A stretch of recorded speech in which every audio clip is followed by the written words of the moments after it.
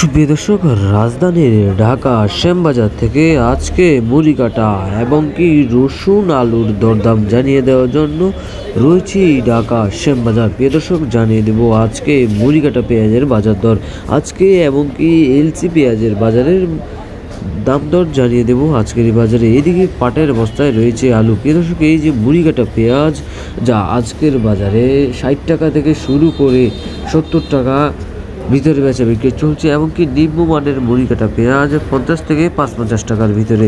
এমনকি সুপ্রিয় দর্শক, এই মুড়ি কাটা পেঁয়াজ নিয়ে খুবই ব্যাপকে রয়েছে কৃষক। এবছর কি দাম পাবে না তা নিয়ে খুবই হতাশায় রয়েছে কৃষক।